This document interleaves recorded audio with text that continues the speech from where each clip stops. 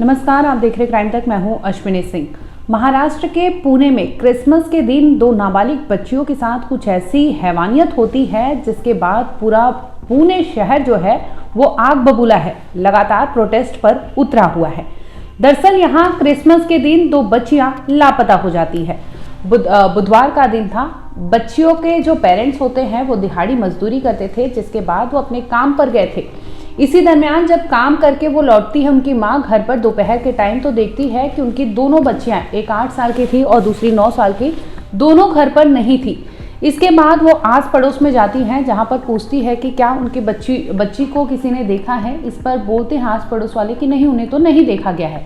अब वो अपने रिश्तेदारों को पूछते हैं कि क्या उनके घर ये बच्चियां आई हैं, क्योंकि आस पड़ोस में भी उनके कई ऐसे रिलेटिव रहते थे, जहां पर उन्होंने फ़ोन करके पूछा कि क्या ये दोनों बच्चियां आपके घर आई हैं। फ़ोन पर जवाब मिलता है नहीं। इसके बाद माँ हैरान परेशान हो जाती है और फ़ौरन फ़ोन घुमाती है अपने पति को। फ़ोन पर अपने पति से कहती है कि दोनों बच्चियां कभी से नहीं मिल रही हैं। वो लगातार अपने कॉलोनी में, अपने आस पड़ोस में सभी से पूछ चुकी है, लेकिन इन बच्चियों का कोई अता पता नहीं है। फ़ौरन वो पहुंचती हैं पुणे के राजगुरु नगर पुलिस थाने में, जहां पर शिकायत दर्ज कराती है कि उनकी दो बच्चियां, एक 8 साल की है और एक 9 साल की, दोनों बुधवार से ही लापता है। ये पूरे दिन घर पे रहती थी, लेकिन इसी दरमियान जब माँ लौटती है, देखती है उनकी बच्चियां घर पर नहीं है। सबसे पूछने के बाद पता चलता है कि वो बच्चियां किडनैप हो गई हैं।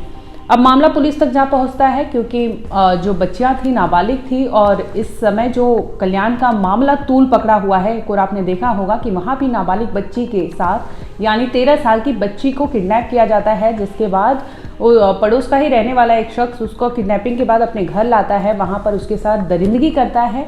दरिंदगी करने के बाद मौत के घाट उतार देता है और इसके बाद अपनी तीसरी वाइफ को डराता है, धमकाता है कि उसने इस तरह से अपराध किया है, अब इस अपराध को अंजाम तक लगाने के लिए उसका साथ दे, नहीं तो वो अपनी बीवी को छोड़ देगा। जिसकी वजह से उसकी बीवी भी उसका साथ देती है और बाकायदा सूटकेस लाती है। सूटकेस में उस लड़की की लाश को भरती है, जिस लड़की की आबरू, जिस लड़की की इज्जत उसके खुद के पति ने लूटा था। अब एक औरत ही औरत की दुश्मन बन जाती है। वो बाकायदा अपने पति का साथ देती है और जिसके बाद उन्होंने बाकायदा उस लड़की की लाश को भरकर भिवंडी के एक सुनसान जंगल में छोड़ दिया था।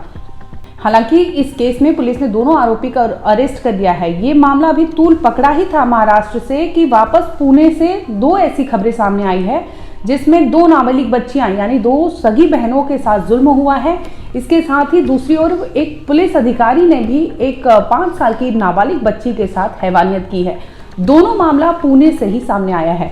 आपको बता दें कि पहले दो बहनों के केस के बारे में आपको पूरा डिटेल बताते हैं, जिसमें ये सामने आता है कि दो बहनें लगातार लापता है और पुलिस इस मामले की तहकीकात करते करते राजगुरु नगर के उस इलाके में पहुंचती है जहां पर ये विक्टिम का पूरा परिवार रहा करता था। पुलिस पहुंचती है, तहकीकात करती है। इस दरमियान पुलिस जो विक्टिम का घर होता है उसकी तलाशी लेती है, तो वहाँ लड़कियाँ नहीं होती। जाहिर सी बात है, कहाँ से मिलती। अब पुलिस उस जो मकान था लड़कियों का, उनके ऊपर का एक कमरा था जिसे उन्होंने किराए पर दे रखा था। अब पुलिस जाती है उस सीढ़ियों के थ्रू ऊपर की ओर। ऊपर जब जाती है तो देखती है वहाँ पर कमरा जो है बंद था। अब पुलिस को क्योंकि तहकीकात करनी थी, बच्चों का मामला था, गंभीर मामला था। अब पुलिस वहाँ अंदर घुसती है।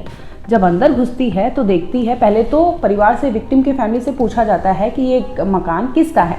इस पर लड़की के पीड़िता के परिवार बताते हैं कि इस मकान में एक बावर्ची, यानी एक कुक रहा करता था अजय दास, जिसकी उम्र 54 साल बताई जा रही है। ये शख्स वहाँ पर किराए पर रहा करता था, यानी विक्टिम के फैमिली से परिचित था। अब पुलिस उसके घर में दाखिल होती है तो देखती है कि वहाँ पे बिस्तर ऐसे अस्त व्यस्त पड़ा होता है। बिस्तर पर धूम्रपान ये सब करके वहाँ पर चीज़ें बिखरी होती है। जिसके बाद पुलिस को कुछ वहाँ पर संशय होता है। उन्हें संदेह होता है कि हो ना हो कुछ मामला यहाँ पे ठीक नहीं लग रहा। अब पुलिस और भी तहकीकात करती है। इसी दरमियान पहुँचती है किचन में। अजय दास की जब किचन में जाती है तो किचन के सटा हुआ ही वहाँ पर छोटा सा बाथरूम था। अब बाथरूम में, क्योंकि वो छोटा इलाका है, इलाके में पानी की समस्या थी, जिसकी वजह से उन्होंने बाकायदा एक ड्रम रखा था और ड्रम में पानी स्टोरेज करके रखा जाता था, ताकि अगर सप्लाई की वाटर नहीं आती है तो ऐसे समय में वो पानी का इस्तेमाल किया जा सके। अब पुलिस पूरे घर की तहकीकात करती रहती है। इसी दरमियान पुलिस की नज़र वो नीले रंग की ड्रम पर पड़ती है। पुलिस उसके पास जाती है। जब अंदर झांकती है तो पुलिस के पैरों तले से मानो ज़मीन ही खिसक जाती है।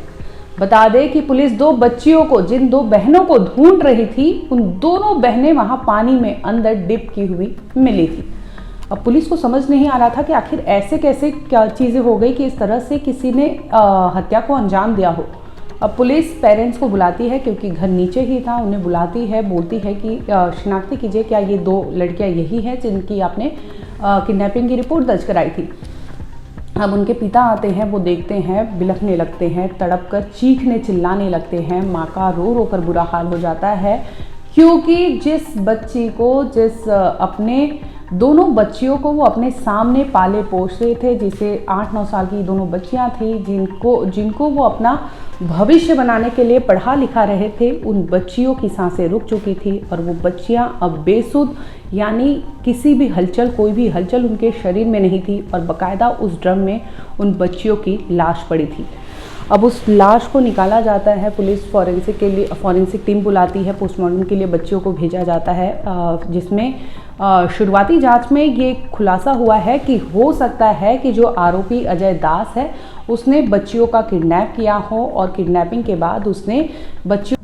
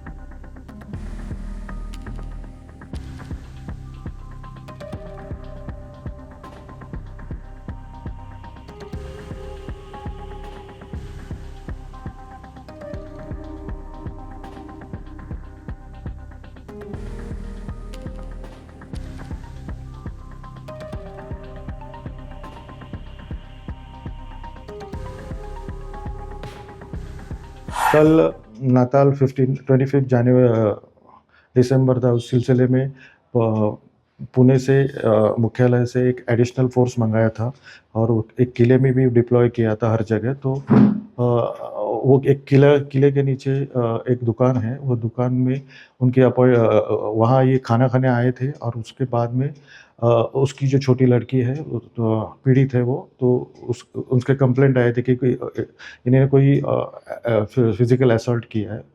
वो हमको जो इन्फॉर्मेशन मिलने का ताबड़तोड़ we have visited the spot और वहाँ उसको लेके आए और उन पे एक गुना दाखिल किया है एट्रोसिटी के अंतर्गत या पॉक्सो और बीएनएस के जो सेक्शंस है, जो स्ट्रिंजेंट सेक्शन है, वहाँ से उनको गुना दाखिल किया है। वो कर्मचारी को अरेस्ट किया है। अभी एट्रोसिटी होने के कारण ये जो तपास है वो डीवाईएसपी लोनावला माइनेसामी इनके पास है। अभी उनको रिमांड में लेके गया है। ये जो आरोपी है, जो कांस्टेबल था, वो शराब के नशे में धुत था ऐसा कहा जा रहा है, क्या उनकी मेडिकल की गई है तो वो जो उसमें उनका ब्लड सैंपल भी लिया गया है और अभी वो पूना में भेजा गया है और वो थोड़ा सा बोल रहा था, उसका वो जो इनिशियल रिपोर्ट भी वो असंबद्ध बोल रहा था वैसे लग रहा है। फिर भी मेडिकल टेस्टिंग के बाद ही वो कंक्लूजन आता है। अभी उस पर क्या कार्रवाई की गई? अभी वो उसको अरेस्ट किया गया है, उसको अभी सस्पेंशन की भी कार्रवाई की है और जैसे जैसे एविडेंस आएगा उसके वजह से स्ट्रिंजेंट। और वहाँ एसपी माननीय एसपी सर हमारे जो है वो रात में उन्होंने विजिट भी की है, यहाँ पुलिस स्टेशन में है, उनसे जो पीड़ित है उनसे बात की है, इंक्वायरी की है और वो उन्होंने गंभीरता से इसकी दखल ली है। कल कितने बजे ये इंसिडेंट हुआ? ये साधारणतः 4 के बजे समय के